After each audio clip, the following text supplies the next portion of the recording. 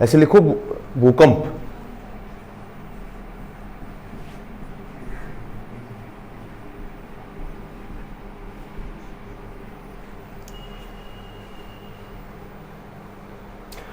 ऐसे लिखो पृथ्वी का कंपन या हिलना ही भूकंप होता है।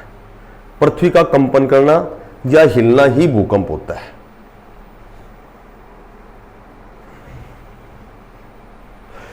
इसके कारण होते हैं या तो ज्वालामुखी विस्फोट होता है। कब होता है भूकंप? या तो ज्वालामुखी है उसका विस्फोट होता है, या पृथ्वी का सिकुड़ना, पृथ्वी सिकुड़ जाती है,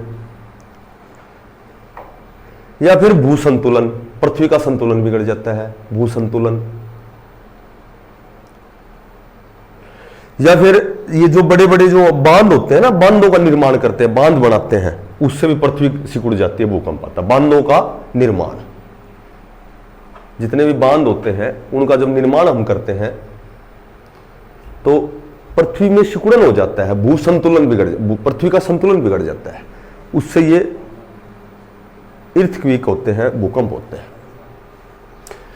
सबसे बड़ी बात तो यह है कि विश्व में हर एक घंटा बाद किसी न किसी स्थान पर भूकंप आता है। विश्व में पूरे जो ब्रह्मांड, जो वर्ल्ड है, विश्व है, हर एक घंटे के बाद किसी न किसी भाग में भूकंप आता है।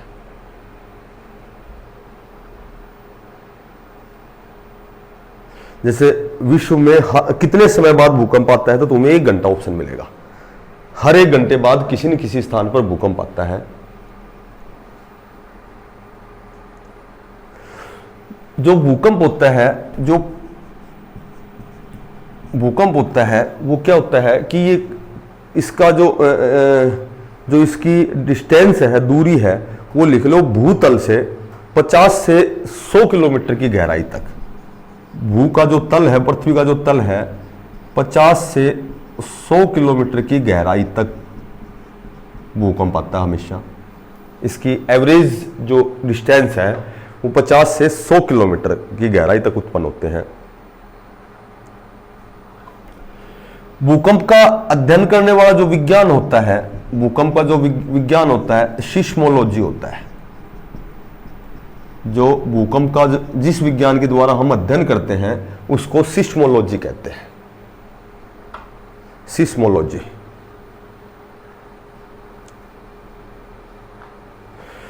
अच्छा, सबसे अधिक हानि कहां होती है भूकंप जब आता है? तो सबसे अधिक हानि कहां होती है? जो सेंटर होता है ना, मिड अधि सेंटर, यानी अधि केंद्र लिख लो। भूकंप में अधि केंद्र पर सबसे अधिक हानि होती है, अधि केंद्र पर। और जो अधि केंद्र से जो हम दूर जाते हैं ना, तो वो हानि कम होती चली जाती है। ठीक है, अधि केंद्र समझ गए ना, उसका जो सेंटर, मिड सेंटर।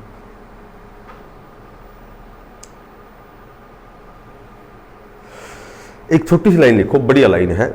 सबसे अधिक जो ज्वालामुखी है, जो ज्वालामुखी होती है, सबसे अधिक जो ज्वालामुखी है प्रशांत महासागर के तटों के साथ सक्रिय है। प्रशांत जो महासागर है उसके जो तट है, किनारे हैं, उन किनारों पर सबसे ज्यादा ज्वालामुखी सक्रिय होती है।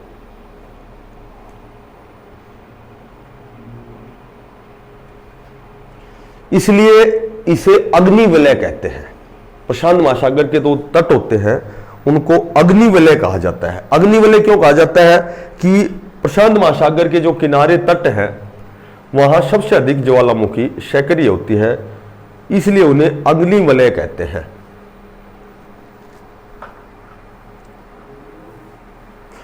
यहां 68% भूकंप आते हैं। प्रशांत महासागर के जो तट हैं वहां 68% भूकंप आते हैं।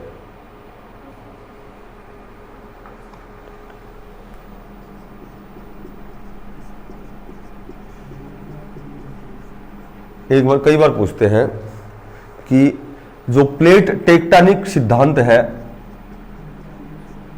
ये किससे संबंधित है? प्लेट टेक्टोनिक, ये सिद्धांत लिखो। प्लेट जो टेक्टोनिक सिद्धांत है वह भूकंप की उत्पत्ति का प्रमुख सिद्धांत है। इसी सिद्धांत के द्वारा भूकंप की उत्पत्ति होती है। यह भूकंप की उत्पत्ति का प्रमुख सिद्धांत है।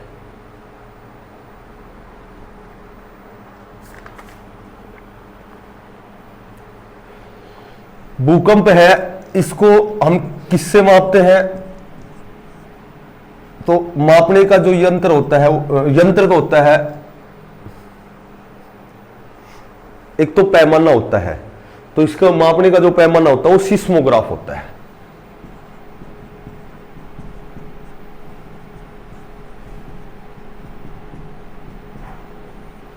मापने का जो पैमाना होता है वो सिस्मोग्राफ होता है।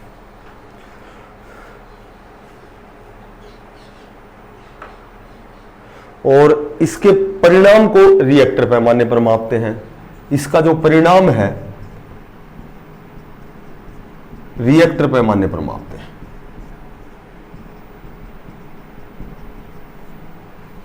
इसका जो परिमाण है उसको हम रिएक्टर पैमाने पर मापते हैं। इस रिएक्टर जो पैमाना है, इसका जो आविष्कार कई बार पूछ लेते हैं, तो इसका जो आविष्कार किया गया था, रिएक्टर पैमाने का आविष्कार किया गया था 1935 में किया गया था।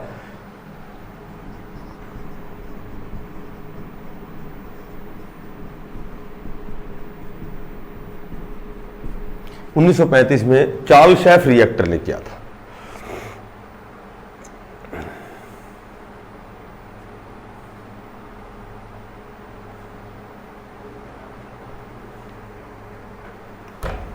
देखो, भूकंप में 3 तरंगें उत्पन्न होती हैं, PSL, 3 तरंगें होती हैं। भूकंप में 3 तरंगें होती हैं, P, S और L। ये जो P है ये सबसे तेज होती है।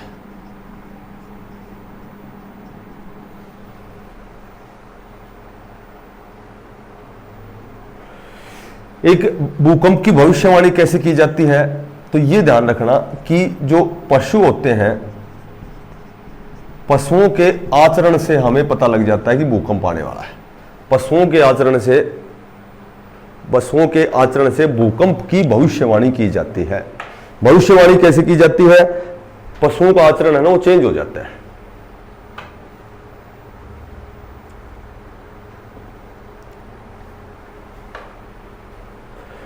भूकंप से पैदा होने वाली जो समुद्री तरंगों को, भूकंप से पैदा होने वाली समुद्री तरंगों को, भूकंप से पैदा होने वाली समुद्री तरंगों को सुनामी कहते हैं। और यह ध्यान रखना कि सुनामी को टी से रिप्रेजेंट करते हैं, इसको टी सुनामी कहते हैं। समुद्री जो तरंग होते हैं उसको टी सुनामी कहते हैं। वैसे तो सुनामी बोलते हैं लेकिन ये टी से रिप्रेजेंट करते हैं, टी साइलेंट है इसमें, टी सुनामी होती है। ये जापानी भाषा का शब्द है, टी सुनामी है, ये जापानी भाषा का शब्द है, सुनामी है।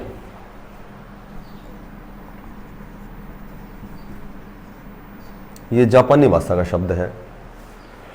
भारत में सबसे अधिक भूकंप हिमालय क्षेत्र में आते हैं। भारत में सबसे अधिक जो भूकंप आते हैं वो हिमालय क्षेत्र में आते हैं। कहाँ आते हैं?